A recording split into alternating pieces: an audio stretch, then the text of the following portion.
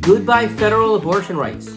Clarence Thomas wants to correct the error of contraception, gay marriage, and same-sex sexual activity. Hi, this is Dr. David with another Berger Bite. So I know that this has been a very emotional week for almost everybody in our country, whether people fall on the pro-choice or the pro-life aspect of the abortion conversation. Very few people who have had have nothing to say about this, and it's obviously been something that's hit and struck hard to a lot of people.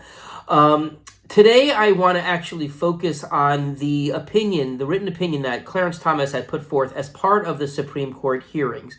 And it's just something that really, really bothered me in terms of just the stripping of rights that we're seeing here. I know that I've shared with people my viewpoint that I am somebody pro-choice. As part of my your health, your choice, medical choice belief, that everybody has a right to make the decision to their own path for their own health, whether that takes care of reproductive rights, whether that's the right to take vitamins, however they wish to vaccinate, etc. But really, when we're looking at it right now, are we really seeing further eroding of this? Are we seeing erosion of our freedom? Are we seeing erosion of our liberties? Now, this certainly was a tectonic move towards the right here by the Supreme Court. Okay. Now, besides a woman losing her right to choose for her own health care, another thing that really bothered me was the discussion of religion around this, because I know that in many states, and are there people who are arguing that this was all about because life begins at conception.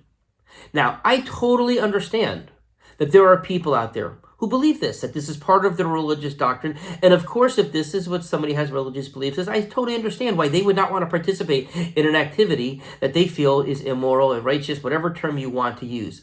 But you know what? That does not include everybody. Okay, I'm a Jewish person. And part of Judaism, the conservative Jewish movement, which I'm part of, does not declare life at birth. Does not declare life at conception. It declares life at birth, the first breath, the breath of life. That's when we believe that life is born. And in fact, a soul in Judaism doesn't even take into the body until 30 days afterwards. So is it right for one person's religious belief to be forced upon other people? Or what about people who don't have these religious beliefs whatsoever? To me, this seems to be an overstepping and a pushing of religiousness on people who don't follow that same religion. And that's where I have one of my issues around this. Now, as I said, I'm fully in support of anybody who wants to practice religion their way. I just ask that you allow everybody else to practice religion their way as well.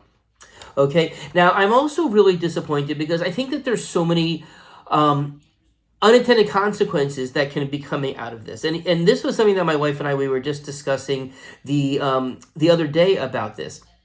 Let's say that there's a woman who just found out that she's pregnant and then just a week later found out that she has cancer. Needs to take chemotherapy. Now, chemotherapy during the first trimester is very potential to cause birth defects in that child. And the mother may say, hey, I need to take care of myself first. I need to treat this cancer. I'm not in a life-threatening situation. I want to avoid by being in a life-threatening situation by treating this cancer while it's early.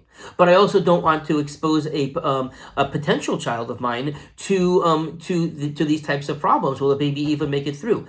Will that woman no longer be able to make that type of decision? Or a similar type of thing, what if a woman was getting treated for cancer and there was a failure for birth control? And again, it's her first trimester, and now all of a sudden she's stuck with this choice where she may not be able to treat her.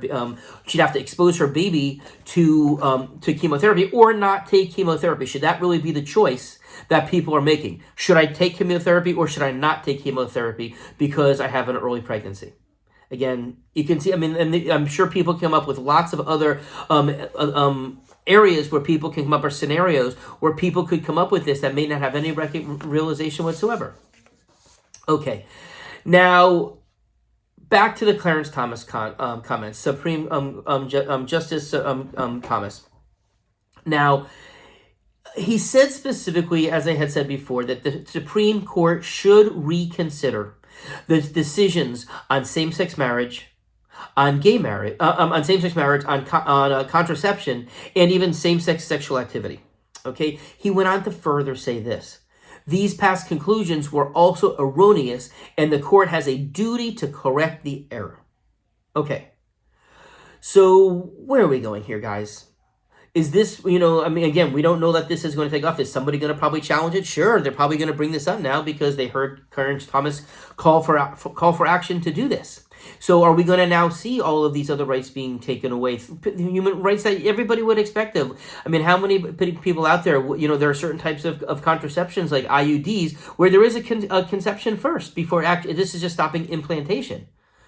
So what's going to happen here? And I shudder to think that these are the types of decisions. Who's going to make the decision if it says in the life of if a life of a woman is in danger? Who gets to make that decision? Is a doctor going to feel comfortable saying, well, I'm going to be scrutinized, and what am I have a 10-point check plan to decide that this woman it is dangerous for this woman to not be pregnant, that I need to take is it to be pregnant that I need to take the pregnancy away? Should doctors really be put into that position in the first place? No. But at the same time, what are going to happen if we're not going to be allowed to practice conception the way that we want to? I'm sorry, not to be able to contraception the way that we want to, etc.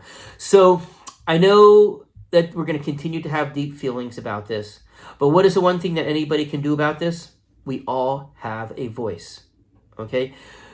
Speak your mind. Speak to your mind, to your legislators, if you want your point known. Okay, and that's true for everybody. It's one of the beautiful things about America is we all have a right to express our opinion, and we can scream it from the hilltops if we need to. And vote. Vote for people who support your point of view. People who will pass the laws that you want. Judges who will judge in the way that you feel is the appropriate way to judge. Because that's really the big thing that we have as each individual citizen is the right to make that happen, the right to have our voice heard. So thank you for listening to our Burger Bite. Have a nice day.